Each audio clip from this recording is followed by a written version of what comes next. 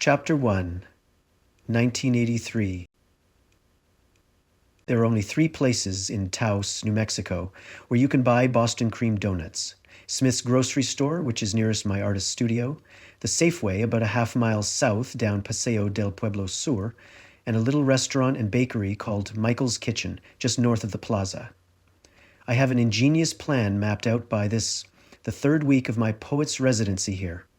Since it would be unthinkable to just go into one of these places regularly, daily, and ask for a dozen Boston cream donuts, I put myself on a random time and location staggered shopping schedule so that no store in Taos will suspect me of being a regular customer. It's 10:30 in the morning on a Thursday. Time to make the half-hour walk to the post office to check general delivery for my mail. Of course, I never receive any mail. There is no one on earth who would consider writing to me.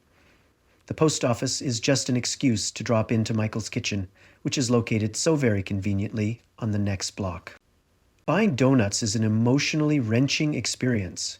The post office is always a good place to stall a moment and gather my courage before going to the bakery. Sometimes even the post office isn't enough. Often it takes a trip to the post office, a half-hour browsing at Radio Shack, and a half-hour wandering the aisles at 10 Directions used bookstore before the obsession for the Boston cream donuts outweighs my shame. Today, however, the post office is enough. The call of the donuts is deafening. As I steel my resolve and pull open the screen door to Michael's Kitchen, my heart races in my chest, just the way it always does whenever I try to buy a porno magazine.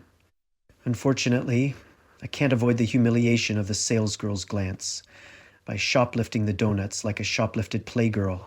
For some reason, donuts in bakeries are kept behind glass like diamond bracelets at Tiffany's. Michael's Kitchen is a funky joint. The front section is a ramshackle bakery and gift shop, dealing in rib-sticking baked goods and rough-hewn souvenirs. It looks more like the lobby of a fishing lodge than a restaurant. This is the area you have to wait in before a very hairy man, a walking time capsule of the psychedelic 60s, shows you to your seat in the shellacked plywood booths of the dining room. But I never come to Michael's Kitchen for lunch. As always, I'm here for the bakery case. Today there is someone behind the cash register I don't recognize. The oldest teenager I have ever seen. The deep labial lines around her mouth and the streaks of gray through her blonde pigtails belie her intended illusion that she is some sort of college freshman. Anyway, I don't know the old co-ed, and she doesn't seem to recognize me. Good. My time-staggered schedule is working. She has no clue I have been at this very counter just yesterday afternoon at 4:37 p.m. "Hi," she says, and that look briefly shoots across her face. That look people get when their impulse to gasp or gawk is squelched to be replaced with strained politeness. "Can I help you?" I don't know," I say, feigning indecision, trying to breathe slowly, act casually. Those look interesting. What are they?" "Bear claws?" "Oh, yes, and these?" "Boston cream." Give me one of the Boston cream." She grabs a square of wax paper from a pop-up box on the counter and takes the first chocolate-covered, cream-filled donut out of the display case. "Wait," I say, "why don't you make it a dozen? They'll keep, won't they? I'll put them in the freezer and it'll save me coming back here for a couple of months." She doesn't reply. She just assembles a bakery box and fills it up with 13 donuts. A baker's dozen. I take the money out of my wallet way too soon. The $10 bill I hand her is damp with the sweat from my hands. I notice that from the moment after she says hi until the moment the screen door slams behind my ass on the way out, she never once makes eye contact with me. Out on the sidewalk, free. Mission accomplished. I instantly wish I were back home, or had a car, a bicycle, anything to shorten the long walk home from Michael's Kitchen. I'm not in the best of shape these days, and the sidewalks of Taos are a pedestrian's nightmare, narrow, rolling walkways with lots of little steps to climb on the steep uphills, or precarious sloping runs on the sharp downhills. No, I think to myself, I couldn't use a bike here. I could never make it up and down these streets. Besides, there's too much traffic and too many damned tourists hogging the sidewalk. Just as I'm thinking this, an obnoxious family of 5 is huddled in front of a gift shop window, completely blocking my way. Cars parked close to the curb, and standstill traffic in the street make it impossible for me to get by the loud family any other way than right through their midst. "Excuse me," I say with just the slightest edge to my voice to indicate my annoyance with the rudeness of their taking up the whole walk. I squeeze by them, hugging the bakery box close to my chest, trying to keep the guilty smell of fresh baked goods from their detection.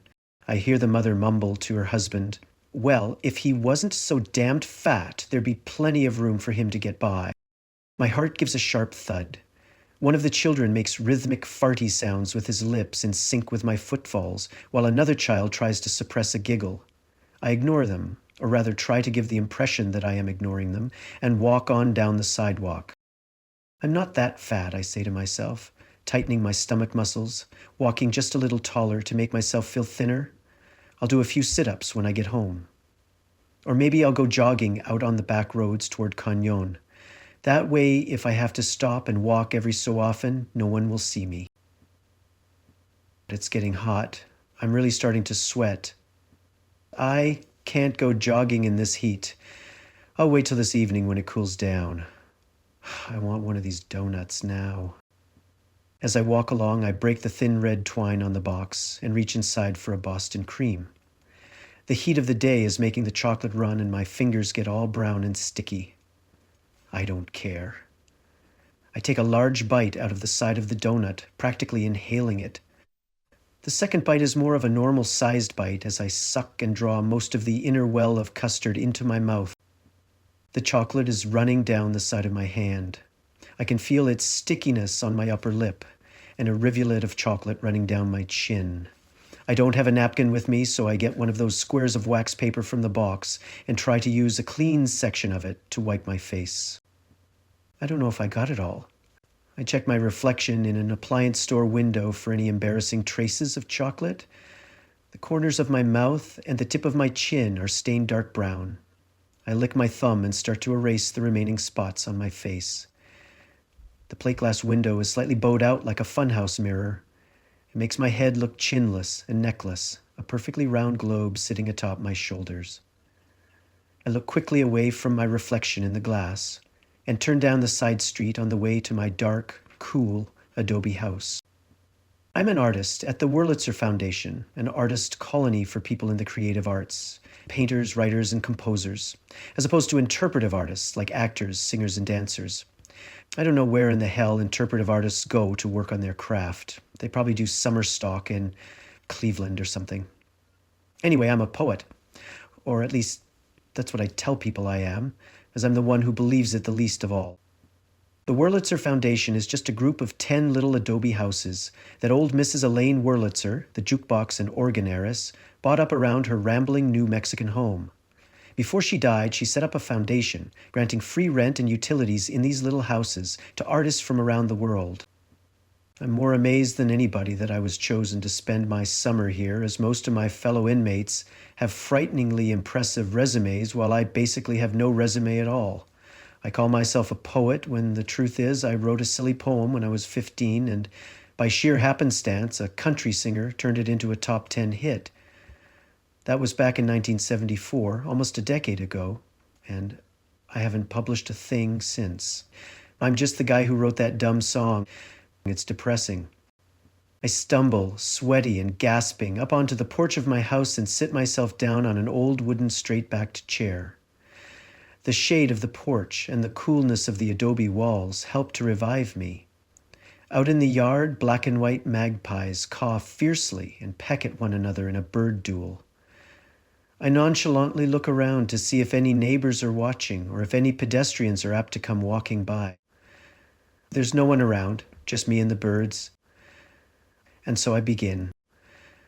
The third donut out of the box is always the best one. That's the donut I can enjoy because it's the first one I actually pay any attention to. Donuts 1 and 2 are only there to be inhaled, shoved desperately into my mouth to relieve the mania that caused me to buy them in the first place. Just like Playgirl, they're porno. Donut 3 is the one out of the whole dozen that tastes most like a donut. It's the one I spend the most time with, feeling the contrasts of textures in my mouth. The oily cake, the sticky chocolate, the satiny custard. Donut number 3 is the best moment of the day for me. The one zen moment when I'm truly living in the present, awake to my senses, alive. Then my day changes. Donuts 4, 5, 6, 7, 8, 9, 10, 11, 12, and 13 are the donuts of obsession. They are when my work truly begins. I know after donut 3 that I've had enough and I should close the box, but I don't do it.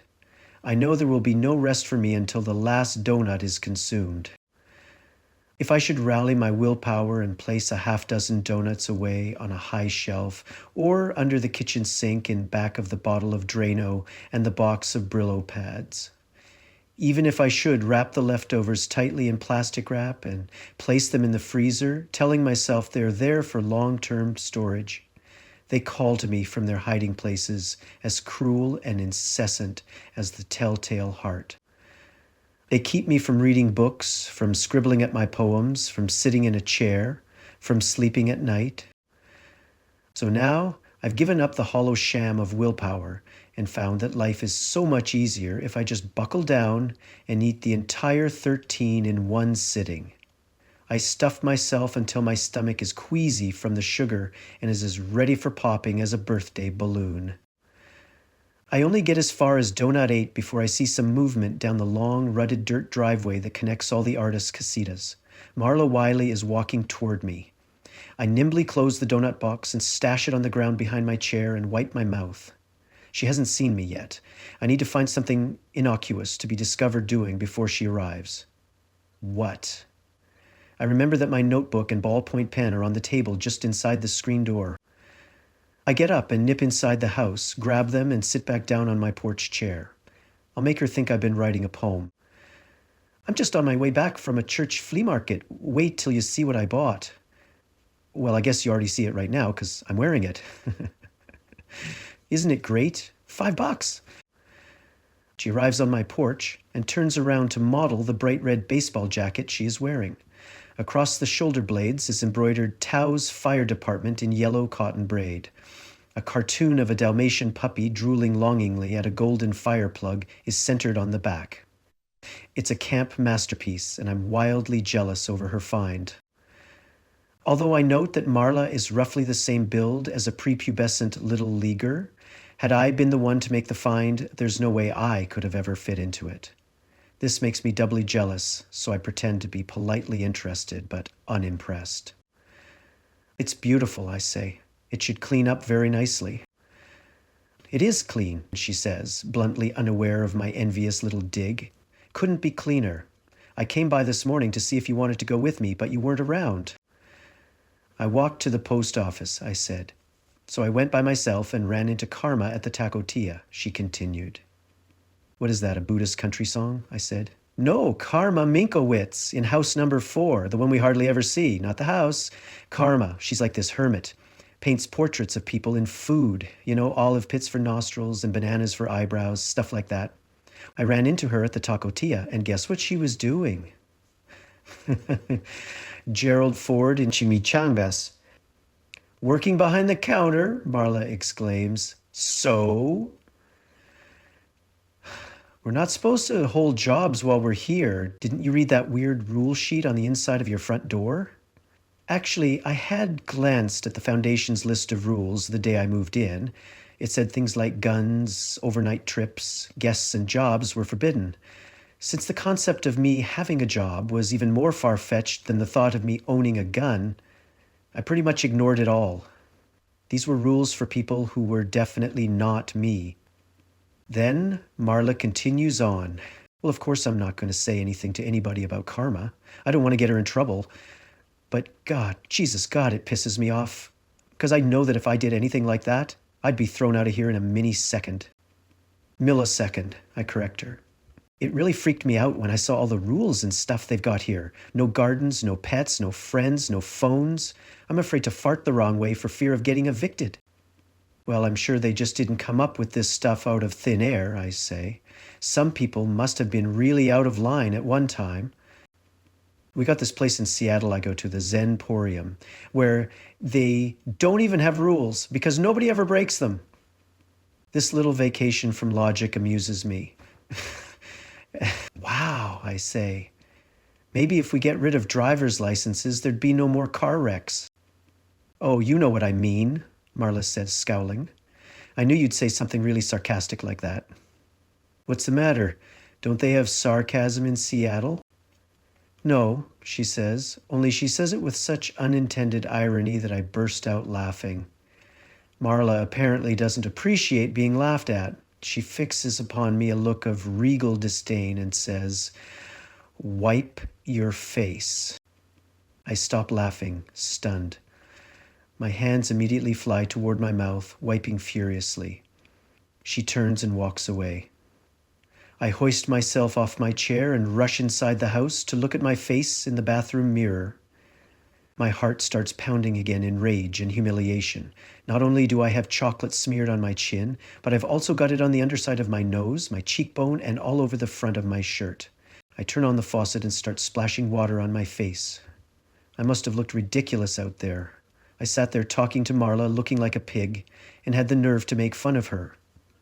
I desperately want to call her back, to apologize, to win back her sympathy before she starts going door to door, telling everybody about how that fat pig, Carrie Scott, treated her like an idiot. As I take off my shirt and start scrubbing off the chocolate stains under the running tap, I realize I'm not really sorry I was condescending to Marla. I'm only really sorry I looked foolish while I was doing it. I'm a terrible person. I deserve to be humiliated. In a way, we had both run into karma today. Fucking chocolate! It's not coming out of my shirt. Now every time I wear it, there's going to be this stain, this Boston cream donut stain, that's going to remind me and Marla and everyone she tells about what a pig I am. I look up from my washing into the mirror. I take a really hard look at myself, shirtless. The rolls of fat on my chest make me look like I have breasts. I draw in my stomach muscles. It doesn't help. I still look fat. I raise my chin an inch and stand a little taller, as if to convince myself that I'm not really overweight. It just looks that way because I've got bad posture. It makes no difference to my double chin, to my rounded cheeks, to my lack of neck. For the first time ever, I notice that even my earlobes are overweight. I'm enormous. I'm disgusting. I want to take a sharp knife and carve away all the fat parts of me. I want emergency liposuction. I've had enough. That's it, brother. I'm going to lose weight. I'm going to go on a diet. No, I'm going to go on a fast. I'm never going to eat again. No, that's not good. I can't not eat. I'll become a vegetarian. I'll just eat steamed vegetables. I won't even have milk or milk product. Unless I go on slim fast, then I'll have to have some milk. And potatoes are a vegetable. I can have those. And if I mash them, I'll have to put a little milk in there too. These thoughts come flying through me as I stand before the mirror. In less than 30 seconds, I have decided that the only way to fight the humiliation of Marla telling everyone what a fat pig I am is to get thin. And get thin fast. I'll go jogging today. Well, later. It's too hot right now. First, I'll walk over to Smith's grocery and stock up on stuff to make me thin. Vegetables, slim fast. I'm going to go right now. The sooner I get the things I need, the sooner I'll get thin. I throw my chocolate-stained shirt into the wastebasket and go into my bedroom to find something else to wear. I choose an oversized white Abbott t-shirt and pull it on over my head.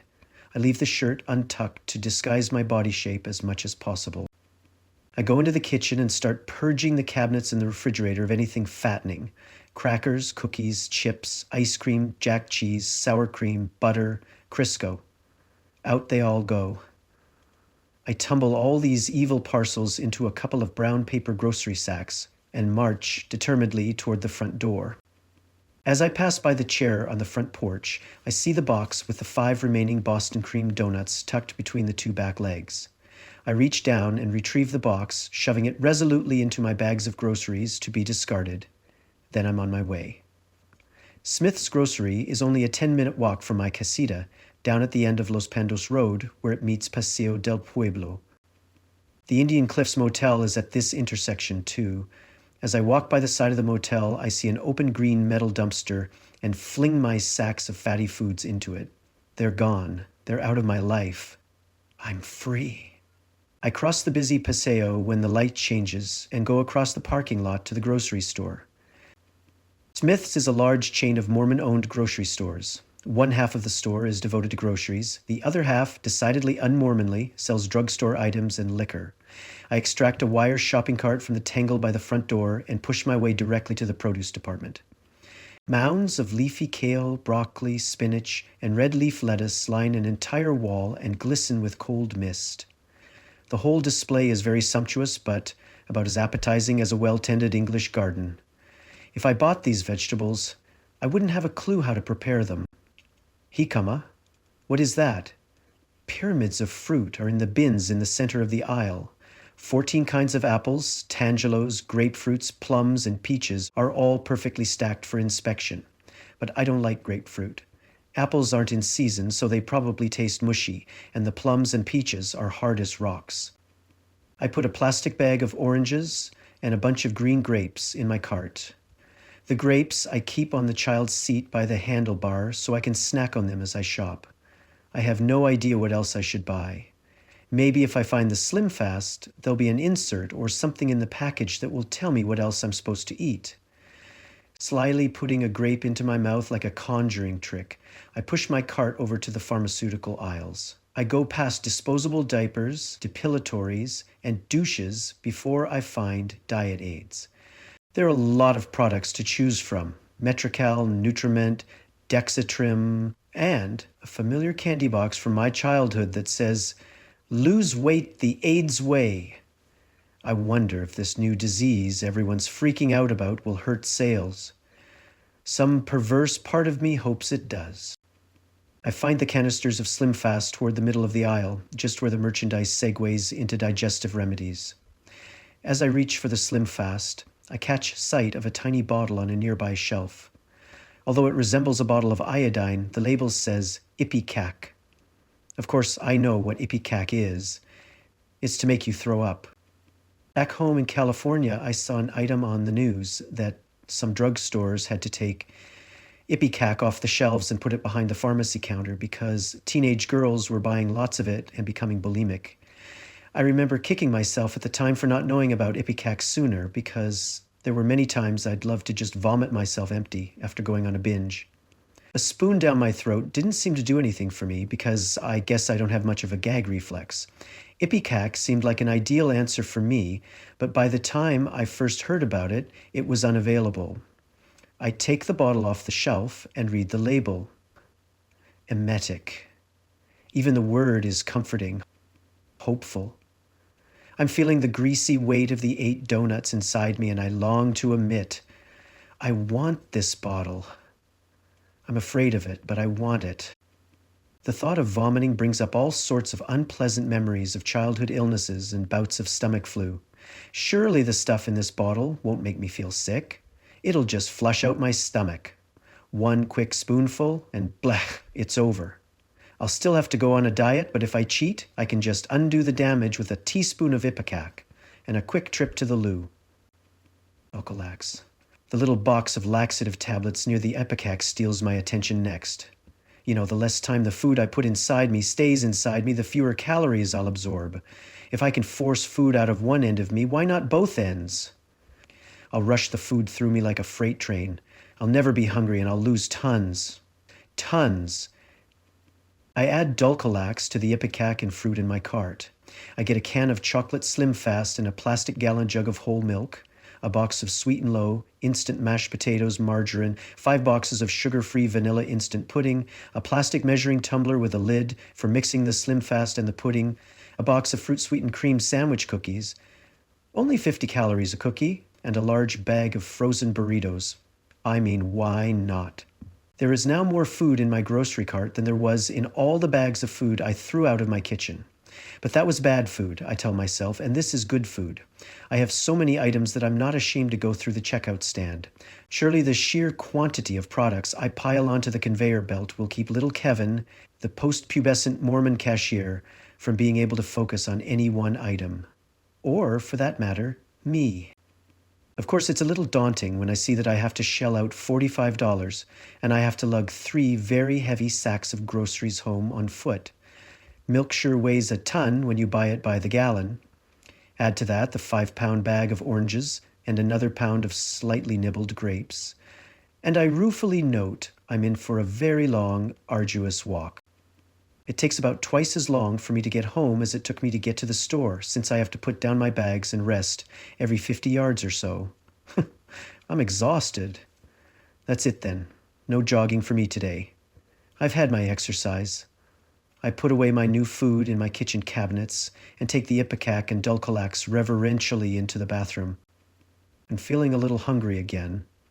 That must mean the donuts are out of my stomach now, so I can't think of any better time than the present to send them on their way. I pry open the Dulcolax box and take 2 tablets. As the tiny pills slip down my throat, I feel awash with satisfaction that at least the donut pig-out I did today won't make me any fatter. I'll be free of the damned things inside me as soon as the pills kick in. The Dulcolax pills are really small, though. They can't be very powerful. I take another 2 just for safe measure. My stomach gurgles a little. It's crying out for something sweet. I go back into the kitchen and get the canister of Slim Fast. I measure a heaping scoop of powder into my plastic measuring tumbler and fill it up with 10 ounces of milk. 10 ounces? That's nothing. That's hardly any milk at all. The picture on the can shows an enormous frothy chocolate milkshake in a deep, fluted-stemmed glass. There's a lot more than 10 ounces in the glass on the picture, so I fill the tumbler to the top, snap on the lid, and shake furiously until my arm gets tired, about 20 seconds. I pry the lid off the tumbler and take a big swig. It's so weak. Not thick and frosty like they promised at all. Well, I did add a lot more milk than they said to, so I should add more powder too, to get the right proportions. More powder goes in the tumbler, more shaking, tasting. Whew. That's better. God, I'm starving. I drink the whole diet shake in about 5 swallows. A satisfying shake, it says on the label. Well, hardly. Weak, gritty chocolate milk is more like it. Still, it is kind of good.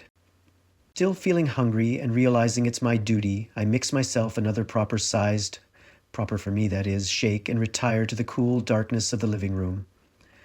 I know I'm here to write poetry, but I can't work today. I can't. If I wrote anything, it would just be garbage, and I'd have to throw it away anyway, so it would just be wasted effort. I'll work tomorrow. I'll play one of my subliminal inspiration tapes when I go to bed tonight, and I'll wake up bursting with inspiration. Normally, I'd turn on the TV at a time like this, but we're not allowed TVs at the Wurlitzer.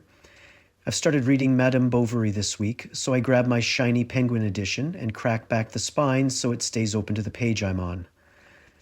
I sip this tumbler of Slim Fast, slower as I read, with thinly veiled condescension about how shallow and self-destructive Emma Bovary is. After only 2 pages, the second Slim Fast shake is gone. I wait until I get to the end of the chapter before I get up and go back to the kitchen to have my obligatory 3rd shake.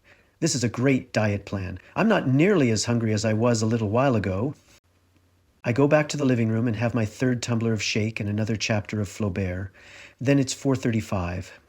If I want to have dinner at 5, I'd better start thawing out those burritos now. I lay Madame Bovary face down on the sofa and go back out to the kitchen. The burritos in the plastic freezer sack are tightly welded together with frost. It takes a lot of elbow grease, using a fork for a chisel and a bottle of ketchup for a hammer, to whack a chunk of them free. There are 4 burritos in the chunk. Well, that'll have to do, I guess. I can't break them into a smaller chunk. I turn on the oven, place the burritos on an iron skillet, and slip them in at 375 degrees. Then it's back to Madame Bovary in the living room. As I start to read Chapter 7, my intestines start to rumble a little bit. What is that? The flu? Food poisoning? Oh yes, the Dulcolax. I'd almost forgotten. I don't have to go to the bathroom yet, but I'm starting to get the feeling I'm going to have to go sometime in the near future. Good, that makes me feel great. That means those donuts are on their way out. I don't quite get through another 5 pages of my book before the smell of the burritos starts driving me crazy. I want them, and I want them now. I toss the book aside and go check on my meal in the oven. The outsides of the burrito chunk are getting nice and hot, but the core is still a solid block of ice. I try chipping away at them again and succeed in breaking the burritos apart into 2 sections. Back, everything goes into the oven. I have to eat something. Oranges! I grab 3 oranges, peel them, and eat them while standing in the kitchen waiting for the burritos. They still aren't cooking fast enough. I decide to make some instant sugar-free vanilla pudding to have for dessert later in the evening. So I put the pudding powder along with 8 ounces of milk into my measured tumbler and shake like mad. I shake and I shake. Jesus, what is it about diet foods and shaking? Finally, the pudding is mixed fairly well and is setting up a little. I pop the top off the tumbler and start to pour the pudding into a bowl to put in the refrigerator to set completely. Let me just take a little taste of it here first, though. Oh, it's delicious. I take a bigger swig of the thick ecru liquid, sweet with aspartame. It reminds me of the filling in the Boston cream donuts. The burritos still aren't ready yet. I open the cookie box and have a 50-calorie fruit-sweetened cookie. Then another. No, I shouldn't eat these. I should snack on oranges. I peel and eat 3 more oranges, and still the fucking burritos won't cook. Losing patience, I take them out of the oven and dump them on a plate. I'll eat around the frozen parts, I don't care. I'm hungry. Covering them in a sea of Ortega medium salsa, I repair with my plate and fork to the living room to continue reading about Emma Bovary. I always like to read while I eat. Eating is so boring. Eating and shitting. I need some diversion to pass the time. Before I realize it, the burritos are reduced to 4 narrow pinto bean popsicles. I am now long past hungry, but I'm getting very interested in my book. Emma's now desperately trying to cover all the loans she took out while trying to have an affair. Just as I need to read while I eat, it is conversely true that I need to eat while I read. I grab from the kitchen the box of diet cookies and the bowl of vanilla pudding from the fridge and barricade myself on the sofa. As my eyes hungrily scan Flaubert's pages, my jaws slowly, unconsciously, grind away as I shovel into my mouth cream sandwich cookies dipped in vanilla pudding. I become aware of that old, familiar, sated feeling, yet I continue to read and eat. I eat and I eat, robotically pulling cookie after cookie out of the box's plastic inner tray. The pudding disappears in a flash, and I realize as I sit there reading that matters are now out of my hands. I will continue to eat these fucking cookies until they are all gone. I cannot be stopped. As I get toward the end of the box, I put down my book and acknowledge just how uncomfortably full I am. I eat another cookie, then another. What am I doing? I'm supposed to be on this new diet. I threw out all the food in my house just so I wouldn't do exactly what I'm doing right now. And what have I eaten since I got home from the store this afternoon? 3 double-sized Slim Fast shakes, a half dozen oranges, 8 serving portions of instant vanilla pudding, 4 per box, 4 burritos, a cup of salsa, and 40 vanilla fruit-sweetened cream sandwich cookies. At 50 calories a cookie? That's 2,000 calories of cookies. Add to that 300 calories per serving of Slim Fast, 1,800 calories, and who the fuck knows what the hell was in those burritos, and wait a minute, what about those 8 Boston cream donuts? The laxative tablets haven't done anything yet. I'm fat, I'm disgusting, I'm stupid, I'm stupid. I race for the bathroom and fling open the medicine chest. I'll take care of this problem right here, right now. Breaking the seal on the Ipecac bottle, I take a careful swig, then I close the bottle quickly and race to lean over the toilet. Nothing happens. I make the back of my tongue press down in my throat. I gag and still nothing happens. I sit down on the floor of the bathroom and lean my forehead on the toilet seat. What a loser I am. What a fucking asshole. I'm a pig, a big fat stupid pig lying on a shitty bathroom floor. The damp, mildewed plywood flooring stinks of wood rot and the musky smell of the skunk family that once lived under the house. I hate it here. I want to go back to California. A wave of nausea sweeps over me. At last, I get back up on my knees and I retch into the toilet. My stomach heaves in spasms. My lungs feel like they're going to collapse, but still nothing comes out of me. I can't vomit. I gasp for air, pant hard, and then heave again. Still nothing. I notice the tears streaming down my face before I realize that I'm crying. Another nauseous wave, another heave, producing nothing more than some phlegm. I want to die. I reach up to the edge of the sink and grab my black-handled Gillette Track 2 razor. I should slit my fucking wrists, but instead I take the handle and cram it down the back of my throat. The twin safety blades slice into the palm of my hand, but I don't care. I just don't care. I gag myself with the razor handle. I gag and gag again, and then I drop the stupid razor into the toilet. The only thing in the toilet water is some phlegm, the razor, and a little cloud of blood dripping from my palm. I bang my forehead on the toilet seat. I cry, and I cry like a 2-year-old. Then I stop. Oh my God, it's kicked in. Not the ipecac, the dulcolax. As I squat there on the floor, my anus uncontrollably relaxes and I soil myself. I clench tight, trying desperately to control my sphincter and frantically tug at my belt. It feels like it takes forever to get my pants down. My colon gives a hard, painful spasm. Dropping my trousers and my defiled underwear, I spin around and plop down hard on the toilet seat, releasing my bowels as the toilet crashes through the rotten floorboards into the crawl space a foot below the house. I am stunned. The seat on the toilet is now level with the floor, and still I can't stop shitting. I can't believe it. I am shitting into the crawl space. Then everything becomes funny. I am laughing and crying at the same time.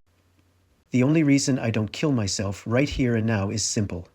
The thought of being like this isn't nearly as bad as the thought of being found like this. I imagine what the newspaper headlines would be, and the thought makes me laugh and cry even harder. The laughter helps. If I can laugh about this, then I can pull myself together. I can. The nausea stops. I guess I'm just immune to ipecac. It doesn't work for me. With a few more deep breaths, my bowels close too. I kick off my socks, pants, and shitty underwear. I peel myself out of my ABBA shirt, stand up, and wipe myself. Flushing a toilet that's gone through the floor seems absurd, so I just close the lid and go to put on some clean clothes. What am I going to do? I can't go tell the director of the foundation that I'm so fat the toilet went through the floor. And even if I could, what would the repairman make of the diarrhea, the razor, and the blood in the bowl?